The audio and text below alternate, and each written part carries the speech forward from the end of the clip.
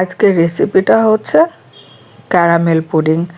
ছোট বড় সবাই, আমার মনে হয় সবাই পুডিংটা খুবই পছন্দ করে। আমার তো ভীষণ পছন্দ, সেই সাথে আমার বাচ্চারাও ভীষণ পছন্দ করে। সপ্তাহে একদিন আমার ক্যারামেল পুডিংটা বাচ্চাদের বানাই দিতেই হয়। আসসালামু আলাইকুম, ওয়েলকাম ব্যাক। সবার প্রতি দোয়া ও ভালোবাসা রেখে আজকে আমি আমার ভিডিওটি শুরু করছি। আর আজকের রেসিপিটি হচ্ছে ক্যারামেল পুডিং। আমি কিভাবে আমার বাচ্চাদের ক্যারামেল পুডিংটা বানাই দিই সেই রেসিপিটাই আজকের ভিডিওতে আমি দেখাবো। চলুন পুরো রেসিপিটাই আপনাদের দেখাই।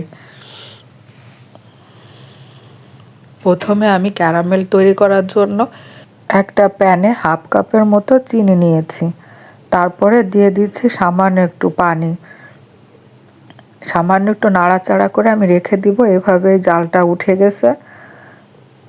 বেশি নাড়াচাড়া করলে ক্যারামেলটা পারফেক্টভাবে তৈরি হয় না।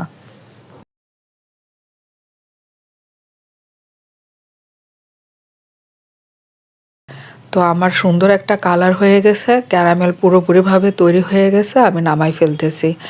আর যে মোলটায় আমি পুডিংটা বানাবো সেই মোলটায় ক্যারামেলটা ঢেলে দিচ্ছি।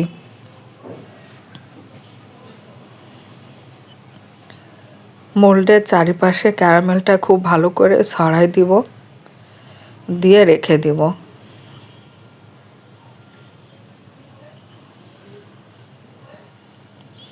খুব সুন্দর একটা টকটকা কালার হয়েছে।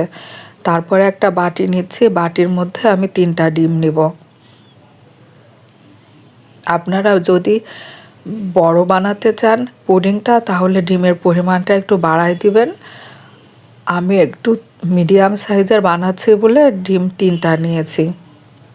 তারপরে স্বাদের জন্য গুঁড়ো দুধ দিয়ে দিচ্ছি। খুব ভালো করে ডিমের সাথে গুঁড়ো দুধটা ফেটে নেব। গুঁড়ো দুধটা দিলে পুডিংটা খেতে বেশি মজা হয়।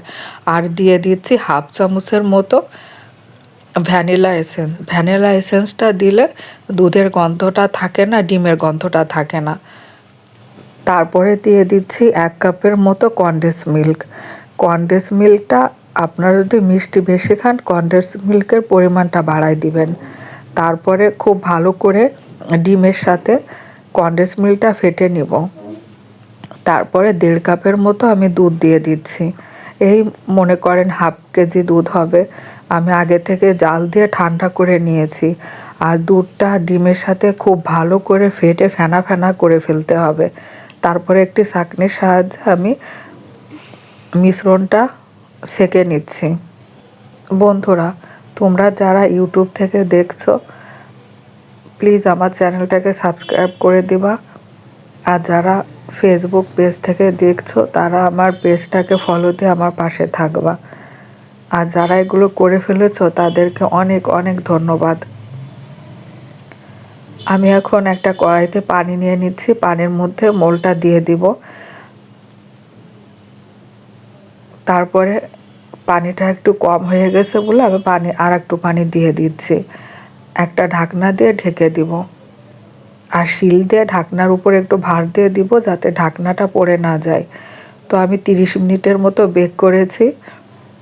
চিকন কোনো কাঠি দিয়ে পুডিংয়ের মধ্যে দেখবেন যদি ক্লিন হয়ে বেরোয় তাহলে পুডিংটা হয়ে গেছে। আর যদি ক্লিন হয়ে না বেরোয় তাহলে পুডিংটা হয়নি। তখন আর একটু বেক করে নেবেন আপনারা। তো আমার পুডিংটা খুব সুন্দরভাবে সেট হয়ে গেছে। আমি একটা প্লেটে ঢেলে দিচ্ছি। কালারটা যা হয়েছে না, কালারটা দেখেই মন ভরে যাচ্ছে। আর পুডিংটা খেতে তো সেই হয়েছিল। এত প্রশংসা পাইছি এই পুডিংটা বানায়ে। অন্য পুডিং বানাইছি সেই পুডিং থেকেও এই পুডিংয়ের মজা একটু বেশিই হয়েছিল। তো বন্ধুরা, সবাইকে অনেক অনেক ধন্যবাদ এতক্ষণ ধৈর্য সহকারে আমার রেসিপিটি দেখার জন্য। কে কোথা থেকে দেখছো প্লিজ কমেন্ট করে জানাবে। আসসালামু আলাইকুম।